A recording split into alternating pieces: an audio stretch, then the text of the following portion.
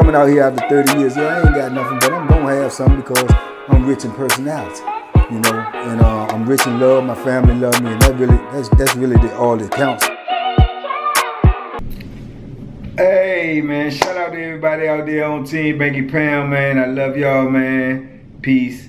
I appreciate the support. I appreciate the love. We all the way up to 33,000. Oh man, we rolling. We got a long way to go, but we getting there. We pushing. I just want to thank y'all for y'all support once again. Can't do it without y'all, man. It's a team effort, so I appreciate you 100%.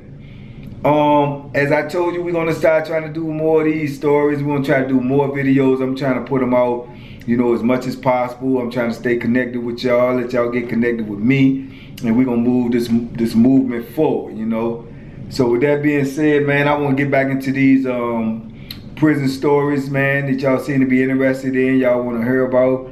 Like I said, it's a variety of things, characters or people or incidents that I could talk about related to that, because I just was in there for so long and seen so many things and experienced so many things.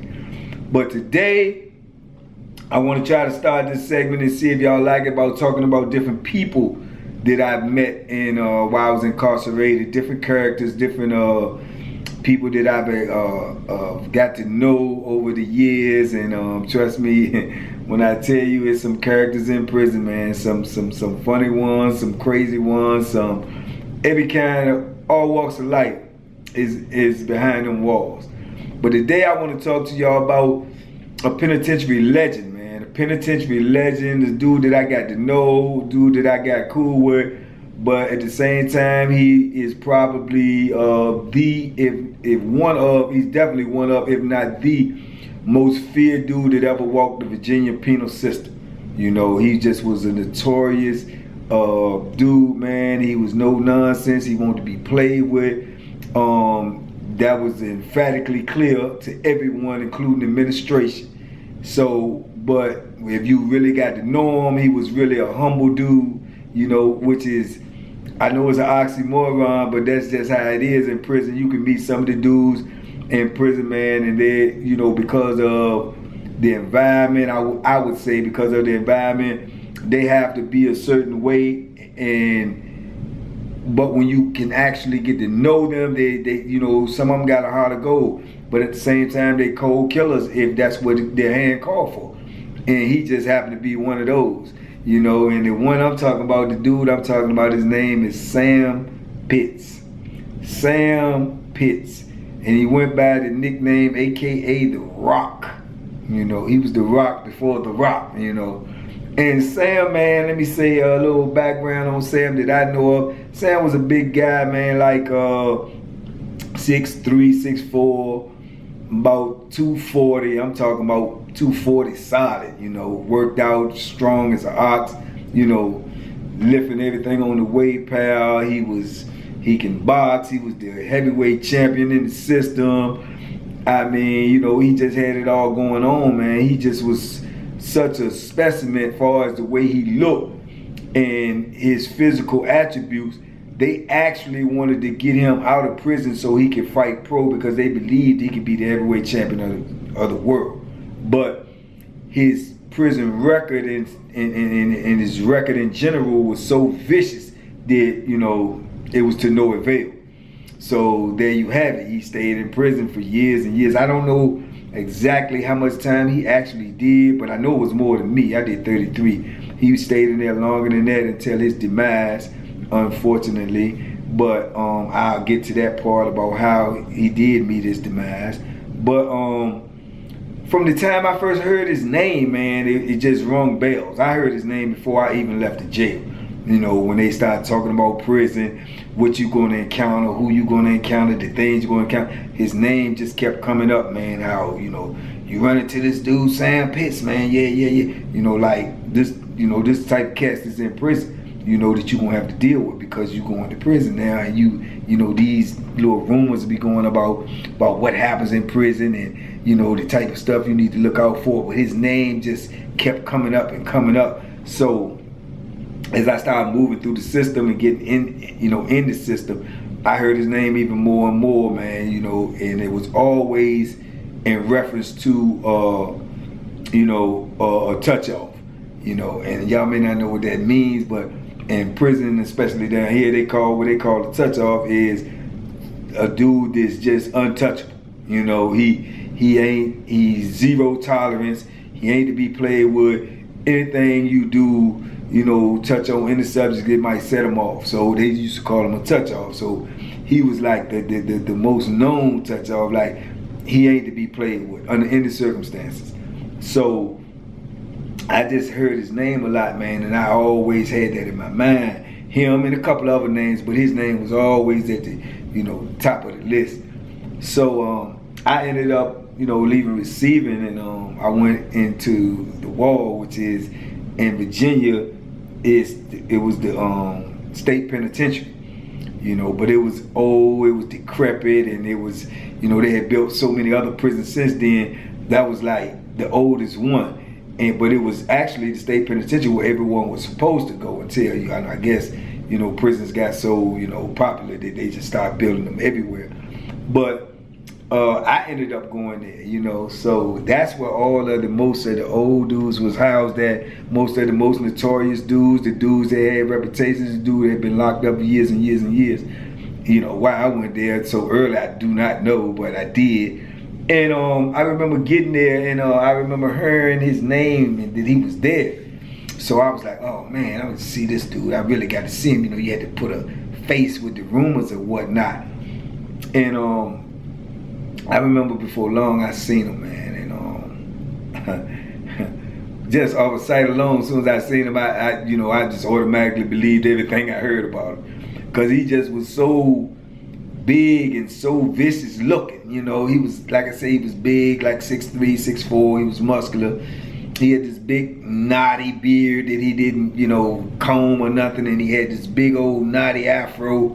He was dark skinned. He was wearing an afro, not now that everybody wears afros and long hair. This was before they was wearing. This is like in the 80s, late 80s, early 90s. So, late 80s as a matter of fact. So he wearing this big old knotty afro, and he just looked mean, And then I seen him on the yard, and I was in amazement, man. I seen him over there working out on the weight pal, and he was lifting so much weights, man. He's bench pressing over 400 pounds. I seen him go start jogging, and I don't know. It takes people who understand weights to know what I'm talking about. He had the big weight, the big 35-pound plate. Man, he take that off the weight pal and stick an old broom handle through it and roll it like a wheelbarrow. And he's running around the yard with this thing, man, bent over like a lap or two, which the yard in itself is probably like a mile, And he just worked out like an animal, and he looked like an animal. So you already knew that, you got some work cut out messing with this cat right here, man. So it just was just like I say, he was a specimen just to look at, even besides his reputation, So like I say, man, that was my first encounter with him. And as the years went on, like I say, I had more encounters with him. I got to know him. But before all of that, I just had heard so many things about him, so many rumors and whatever you want to call them, urban legends, and some may be true, some may not be true, but I just heard so many things, man. I heard, they try to kill him one time because they were so scared of him. They wanted him off the yard. Dudes ain't want to be around him because they were so nervous about him that dudes had plotted to kill him, man. And on the wall, you got this long tunnel that you have to walk through when you go into the yard or when you go into the visit room. It's a long tunnel that was on this joint, like an old cave. It's hard to explain. It's like put you in the days of like you looking at some old movie, like back set in England or somewhere. This big brick tunnel we had to walk through. It was dreary and dark, but you actually had to walk through it with no security or anything. But they was like Sam was supposed to come out on the yard, and work out one day, and the dudes was plotting to get him. So they knew he had to come through the tunnel because he come work out every day. So it was two guys, and they was plotting to get him, man. And when he went through the tunnel, they supposedly, had ran down on him while he was in the tunnel, man. And they stabbed him in the back, and they bagged up, and he turned around and looked at him and saw it was two of them. and he just growled at him and yelled like, "Rah!" You know, and reached for his back and saw blood, and it was like he went at them, and they just turned around and ran the other way, and he just stopped chasing them, turned around, went out on the way path, and worked out, man, with the hole in him and everything. And the dudes were so scared that they didn't kill him, and they knew they was gonna have to pay for it, that they ended up checking in, you know, the hole, which is segregation, you know, like they left the compound. Or more or less, that's what checking in means. You go to the administration, you tell them you don't feel safe out here no more, you need to be in lockup, you need to be in protective custody or whatever. And that's what they did. They left the compound because they knew they was gonna have to deal with Sam. And that was something that they didn't want to deal with, because more than likely, they probably wouldn't even be here today, you know, because like I say, Sam was not playing, man. He would take you up off of this earth. It didn't matter to him, he didn't care. I never knew how much time he actually had, because like I say, that's something that dudes in prison don't talk about. I never knew what his actual crime was. I just knew his penitentiary reputation was impeccable, you know what I'm saying, and notorious and vicious. And that's all you needed to know, because if you dealing with him, this is what you need to know. Not what he did to get here, not, you know, anything else. You need to know this, because this is what you're gonna be dealing with. And like I said, I heard all types of rumors like that, man. I heard him playing cards, and the police had came to break the game up, and he didn't want the game broke up, and he told him just hold on for a minute and the game would be over. Just give him 5 minutes. And the police was one of the mean ones, and he started snatching the cards up. He said, when I say it's time to go, it's time to go. And they said, man, Sam raised up, man, and just grabbed him and slammed him down to the ground and pulled the knife out and started stabbing him, you know. And fortunately he didn't die, but it was like he was really, really messed up. And they said Sam just got up while he was laying down there bleeding, and Sam just got up and sat back at the table and told everybody, don't leave. Don't nobody move. We gonna finish this hand. We gonna finish playing this hand. You know, so dudes was just sitting there shaking and didn't know what to do, and they playing and they gambling. But they were scared to leave because Sam they had just witnessed all of this craziness. And then Sam telling them, you know, we ain't going nowhere. We gonna finish this hand. There's money on this hand. We gonna finish this. And they just like, you know, deer in headlights. So they playing and everything. Then the police come rushing and bum rushing, coming in and everything. Lock Sam up. I heard he got extra time for that. You know, whether it went down exactly like that, I don't know. That's the story that I heard the most. But I do know it's some truth to it, if not all. But it was some type of variation where it went down like that, where they tried to interrupt one of them card games that Sam was playing in, and one of them got, you know, viciously hurt, you know, messing with Sam. And that's another thing. That was one of his greatest passions. That's what he was known for. And he was known for boxing, and he was known for gambling. He loved gambling, man. I mean, he gambled all the time. Poker, dice, a game we got in penitentiary called Skin, Georgia Skin, with the cards. And he loved to gamble. You would see him, if he wasn't working out all day, he would be gambling. And back then, when you gambled in prison, it was just like a fraternity of dudes that gamble. Everybody who gambled, they all ran in the same circle. Everybody's trying to win the money that's on the compound, whichever amount of money was on the compound. You know, dudes had cash money secretly, and, you know, commissary or whatever, cigarettes. But everybody's trying to win everybody money, you know, like a baby casino, you know. So every day certain dudes meet on the yard at certain places just to gamble. And Sam was one of the biggest gamblers. So at some point in time when you gambling in prison, you're talking about controlled environment. So you're talking about probably 700-800 people at the most, you know, on the whole compound. So you're talking about the ones that gamble, you probably narrowing that down to maybe 100-200 people. So if you got 200 people at one point in time, if y'all gamble against each other every day at one point in time, or not, certain amount of people, if not one or two or a couple of people, gonna have all the money.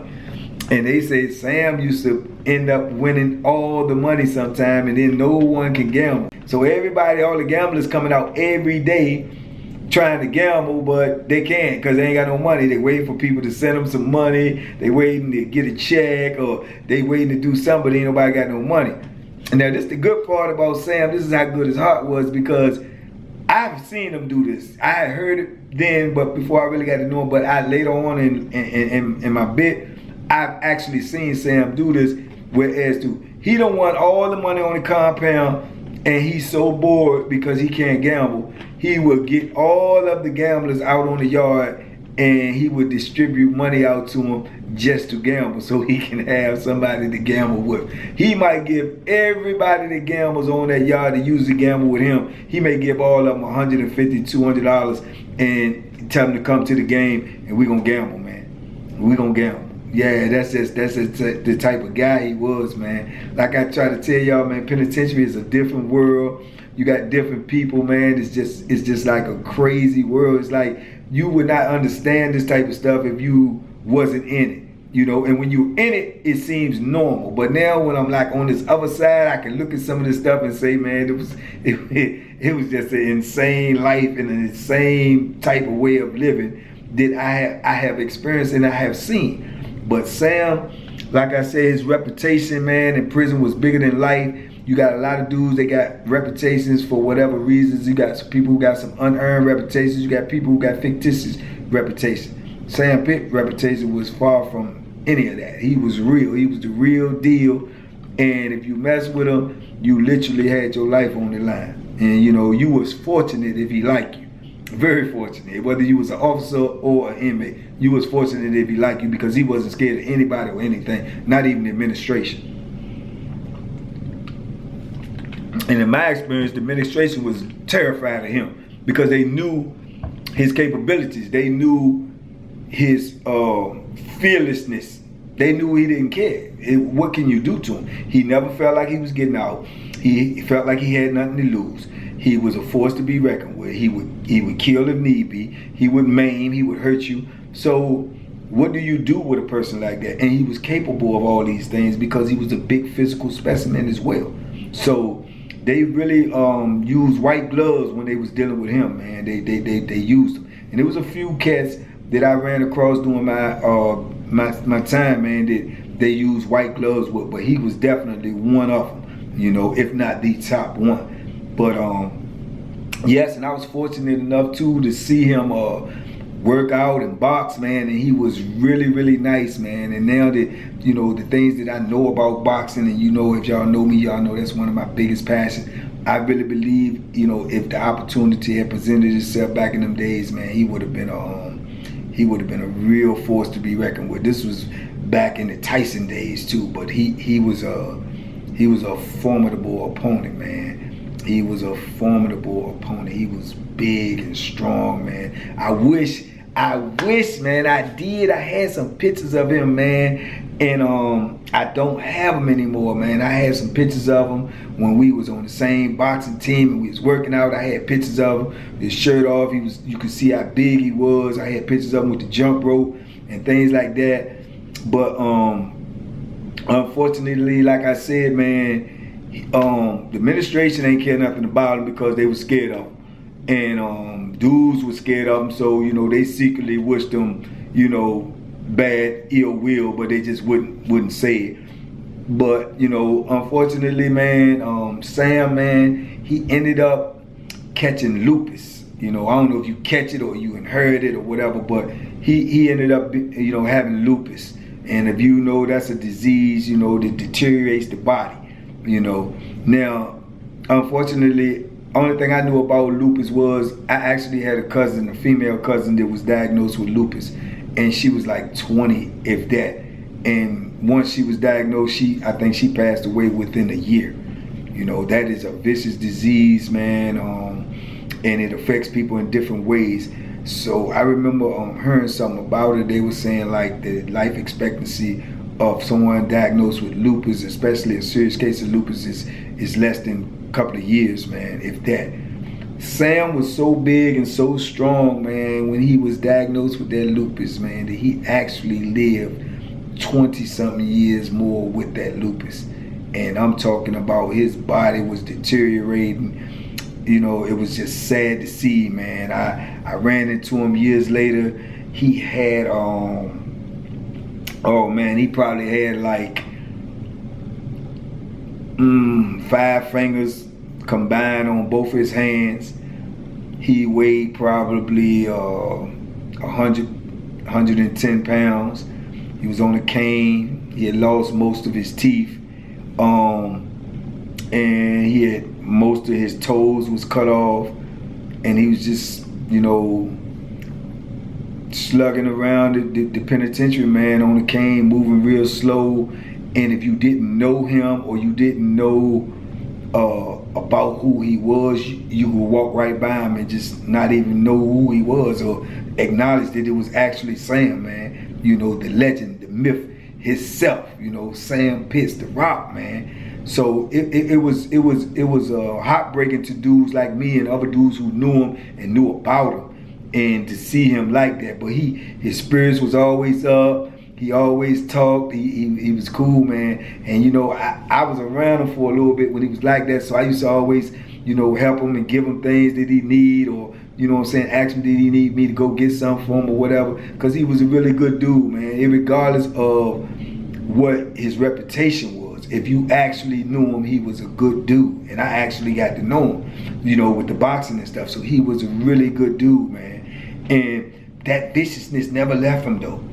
It may have left his body because his body deteriorated and everything, but his mentality was still that of a warrior, a killer, because I remember he was still gambling in. He was still hunching with his cane, going to the gambling games and getting in the games. And, he might see me or other people that knew him and respected him. And he might say, oh, banking, man, let me get $20, man, so I could go gamble, man. And if I had it, I gave it to him, you know what I'm saying? And I know a lot of other people did because they just, they wanted to see him, just enjoy whatever life he had left, man. Because like I said, you could look at him and see that he was deteriorating because he was just so small and frail.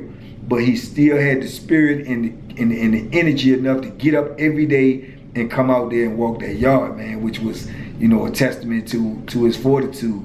But his killer instinct, like I say, never left, because I remember he was in a game, a gambling game one day, and they said some little young dude, man, about 20 years old, got mad because he was moving real slow and said, man, won't you carry your little old self on up out of here, man? Old crippled self, man, you need to get on up out here. You're holding up the game. So, man, they say Sam looked at him, man, and had tears in his eyes, because he's like, man, if you would never talk to me like that, man, if I was younger. And the dude was like, well, I don't care what you was. I'm telling you now, you ain't nothing but an old man. Get up out here. And then the other dudes came to his defense, was like, man, you don't even know who you talking to, man. You better leave that man alone, young blood, man. You don't know who this dude is. I don't care. You better leave him alone, man. Don't say nothing else to him. But tell him to get on, woo, woo, woo. But other people was trying to let him know, man, you wouldn't even been able to get half of them words out of your mouth if this man was who he used to be. But life and the disease then deteriorated his being. So he had it in his heart, but he just couldn't physically do it no more. But what I mean to tell you was that he still had that killer instinct in him. They said Sam was so hurt by that he had went somewhere, and whoever that fool was, you know who you are, gave Sam a knife, man. Even if he's sick and hurt like, they gave Sam a knife. And they said Sam was out there the next morning at breakfast waiting outside the door for that young boy to come out. And he was going to try his best with his little fingers missing and everything to stab that dude, man, just because he felt that disrespected. And he's not used to being disrespected by nobody, So that's what I mean when I say the warrior mentality. Your body can deteriorate, but your mind is always going to be who you are. That's the same thing when you go into prison.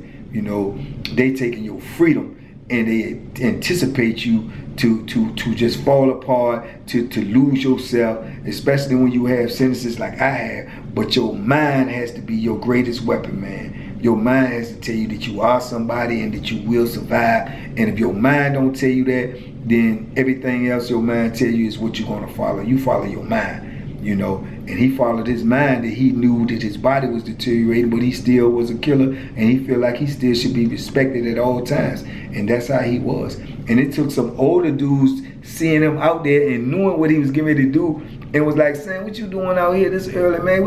He was like, man, that young boy, he don't talk to me like that, man. He don't know who he talk to. And man, they had to talk Sam out of what he was getting ready to do. Come on, Sam, man, we're gonna give you some money, man. We going again. Don't worry about that young boy, man. Somebody else gonna take care of him, Sam. Leave him alone. Don't worry about it. But he talked to me. Don't worry about it, Sam. But that was in his heart, man. He couldn't shake that, you know. And those are some of the demons that follow you when you've been in prison. You have those demons inside your head because you live a certain life for so long that it's hard to shake, you know. But yeah, man, Sam, he lived and he tussled with that thing for 20-some years, man. And then I heard he had passed, man. When I heard he had passed, man, it's like, you know, most dudes that had been locked up a long time and knew him well, man, you know, they felt that in their heart, man, because you was actually around a real live warrior, a gladiator, you know, that had no chink in his armor. You was dealing with something that was, you know, forced to be reckoned with at all times, man. So salute, man, and shout out to Big Sam Pitts, man, aka The Rock. May, you know, he rest in peace, man. But anybody who watching this video who did time in the Virginia penal system, especially a lot of time, shout out to y'all, because y'all know who Sam is. Y'all know his legend, and y'all know what's true and what's not. So this is real, true story, true facts here. And there's a lot more stories I can tell you about Sam, man. Some y'all may not want to hear, but that's just a little bit about Sam Pitts, man, penitentiary legend. You know, so hopefully y'all enjoyed this story, man, and I'll be back with some more if y'all are interested in this type of stories right here, because I know all types of characters that I've ran across in prison, characters I've done time with, dudes I've met, some of them, you know, that you would definitely want to know or hear about, man, because it's just some amazing people, amazing stories, amazing experiences you experience when you are inside those walls, man, that y'all actually can't see, but it's actually happening right now as we speak, you know. And I talk to people in prison every day still, and there's some characters in there, man, and it's some things in there, and there's some talent in there, man. It's a lot of things in there, man, that the world might not ever get to see, but there's a lot of things in there also too that the world is missing and the world might need. So with that being said, man, I hope y'all got something out of this story. I hope y'all keep on supporting, and I hope y'all keep on rocking with me, man. We're gonna keep on going, and I'm gonna put out more of these videos and other videos. I got more videos to come, adventures that I'm going on. I'm gonna try showing y'all some of my first timers, things that I do for the first time since I've been out here after 33 years. And any other type of videos that y'all want to get from me, the content that y'all want, hit me in the comments and let me know, man, and we'll see if we can work it out. We all in this together. We trying to, you know, move forward. We trying to build these numbers up so we can spread this positivity all over, this love. And like I say, in every lesson there is a blessing, you know. And the blessing in this lesson is, man, even though Sam, you know, was who he was, man, he still had a kind heart, you know, and I can say that from experience. I knew him personally. He did have a kind heart, although he had a vicious, no-nonsense side. That was what he had to do to be who he had to be. And, you know, those were his demons that he had to deal with. But at the same time, man, when you in a certain situation, you have no other way to respond but besides to do what you feel you have to do to survive. And I guess that's what he did. He did what he had to do to survive. But the lesson is, man, your mind is the strongest thing that you have on your body. And whatever you tell that, whatever you feed that, that's what is going to come out in your life. So feed your mind, man. You can build your body up and all of that looks good, but you have to feed that mind, and you have to tell yourself who you are, what you want to be, and where you want to go. And when you put that in your head, man, can't nobody stop you and can't nobody change you. Only person can change this is you. They can change your physical location, your body can change, your appearance can change. Only person can change your mind is you. So, you know, be who you are and believe in who you are, and everything else will follow that direction that you're taking it in. So Salute to all the soldiers out there that's still doing time. Salute to all of my family members. Team Banky Pound forever. I love y'all. Y'all be safe out there. Be smart. Make good decisions. I'll see you in a minute. Peace.